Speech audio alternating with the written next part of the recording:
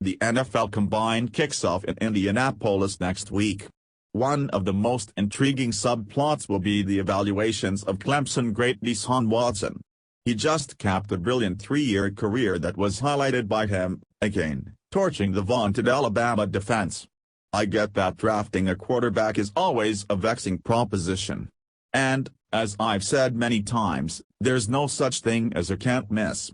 The closest thing I've seen making the move up was Stanford's Andrew Luck. QBs who thrive at the college level often flounder in the NFL for a variety of reasons ranging from maturity to arm strength to fitting the scheme.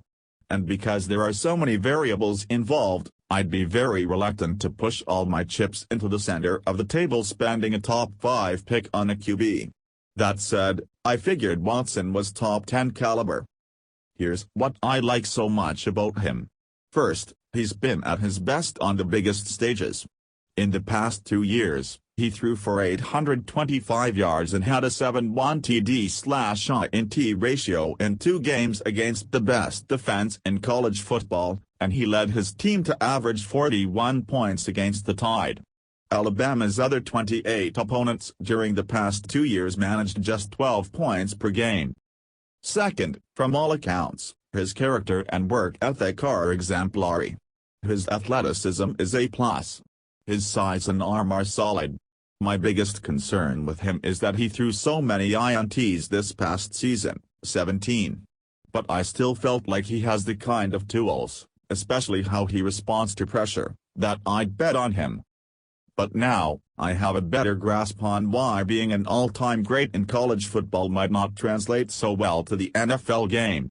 We have an upcoming edition of The Audible in which we're joined by NFL Network draft analyst Daniel Jeremiah, a former NFL scout. His insight, as you will hear in the podcast on all things related to the draft and to college football, is superb.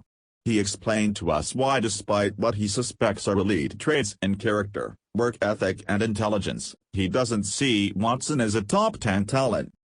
For me, I couldn't do it for a couple of reasons. Number 1, the decision-making was a little bit inconsistent, Jeremiah explained. Then, number 2, it's the accuracy, especially down the field, was troubling. A lot of people will point to completion percentage, but that's not really what accuracy and ball placement is about when you're scouting for the next level. You want to see where it's located and not rely on, can Mike Williams or Clemson tight end Jordan Leggett make some circus catch? I don't think he's pinpoint accurate. And you've got those 17 interceptions. When I went back and looked at those individually, 11 of the 17 were what I deemed poor reads where he's forcing the football and it was a decision-based mistake. That to me is troubling, especially in that type of system. Coming out of a similar type of system, you can look at Marcus Mariota who only had 4 interceptions. Dak Prescott only threw 5 picks. Deshaun Watson had 17. That's an issue for me.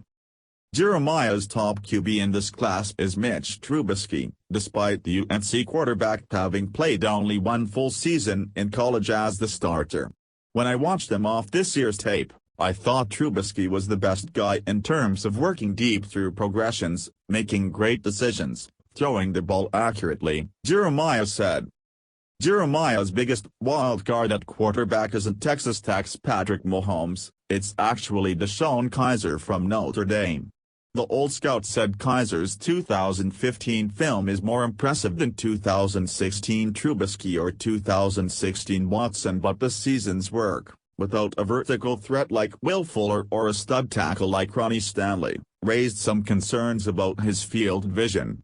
But Jeremiah said the 6'4", 228-pounder has the highest ceiling and even compared him to former USC star Carson